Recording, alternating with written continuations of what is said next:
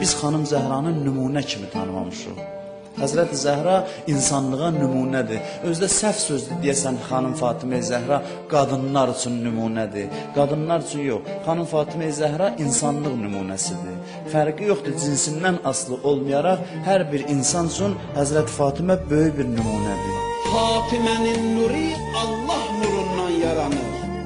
Göylərin, yerin yaranması Fatimənin nurundan yaranır. Xanım Fatimə Zəhranın mənəvi məqamı o dərəcədə böyükdür ki, tarix yazır istisnasız. İstisnasız yəni həmişə. Heç vaxt olmadı ki, başqa cür olsun. Hər zaman istisnasız xanım Fatimə Zəhra otağa girərdisə, Peyğəmbər ayağa durardı. İstisnasız. Durardı, onu öz yerində otuzdurardı. Və bu, qızına olan məhəbbət kimi də öldü. Yox, Peyğəmbərin ondan sonra da qızı var. Peyğəmbərin ondan sonra neçə qızı var? Zeynəb, Rüqəyyə, onlar da Peyğəmbərin qızları. Həzrəti Cəbrail Peyğəmbər vəfat eləyəndən sonra xanım Zəhra vəfat eləyənə qədər bu evə gəlib gedirdi və xanım Zəhranın xidmətində idi. Allah bir qrupda mələkə yaradıb, nə qədər Fatimə diridir, o mələkələr onunla gəzirlər.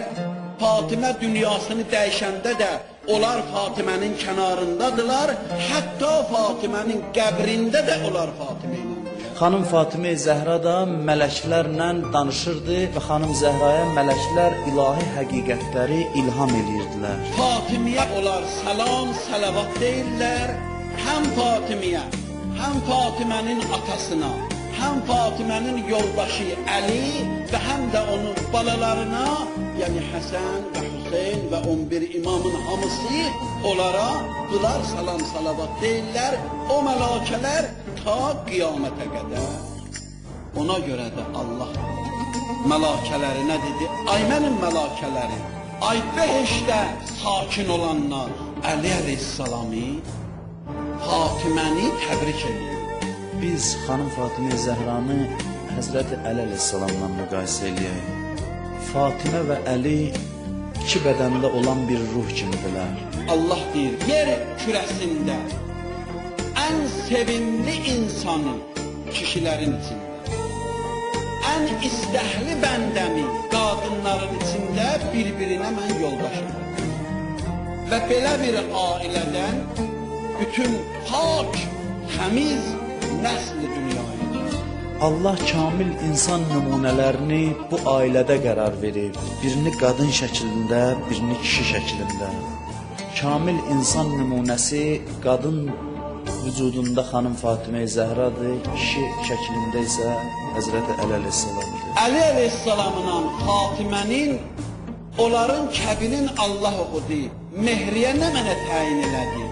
Yer kürəsi də onun mehriyəsidir. Xanım Zəhra Əli əleyhissalamın güzgüsüdür, Həzrəti Əli xanım Fatimə Zəhranın. Bunların hər ikisi Peyğəmbər qucağında tərbiyə olunublar. Həm fiziki baxımdan, yəni cismani baxımdan Peyğəmbər onları böyüdüb, gözlərini Peyğəmbərin evində açıblar, Peyğəmbərdən tərbiyə alıblar.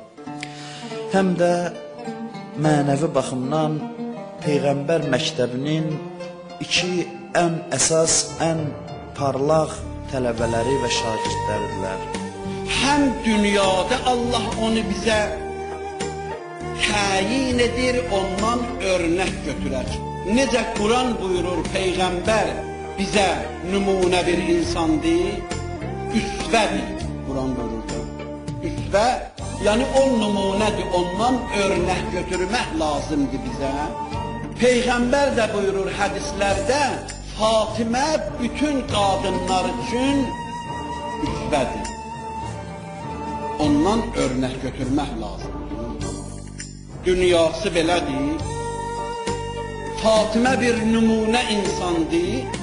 Ahirəti də budurdur ki, buyurur qiyamətin günündə hər kəs Fatimənin ətəyinə əli çatdı, o nicat tapdı. Hansı əqidədə olan insana bu nümunələri danışasan əgər, heç şübhəsiz ki, təzim edir.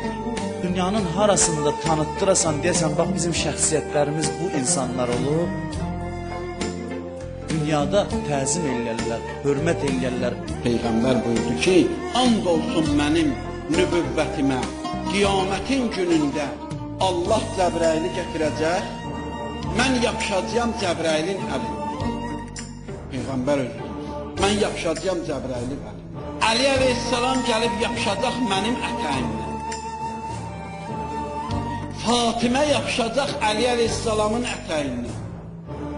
O birisi imamlar yapışacaq hamısı Fatimədən və Fatiməni, Əlini sevənlərin hamısı yapışacaq onlardan. Ondan sonra Peyğəmbər buyurur ki Səlmana, Səlman, Allah öz Peyğəmbərin o gün hara aparacaq? Allah o gün Əlini, Fatiməni hara aparacaq? Bunları deyəndən sonra deyir ki, and olsun Kəbənin Allahına, həm Peyğəmbər, həm Fatimə və həm Əli və həm o imamlar və həm onların hamısını sevənlər, hamısı bir yerdə, onlar cənnətə daxil olacaq. Allah bizi Həzrəti Zəhranın dünyada o tanınmayan qəbrinin, Bəqinin, Mədinənin ziyarətindən, Qiyamətin günündə şəfaətindən bir nəsib eləməsin inşallah. Əssalamu aleykum və rəhmətullah.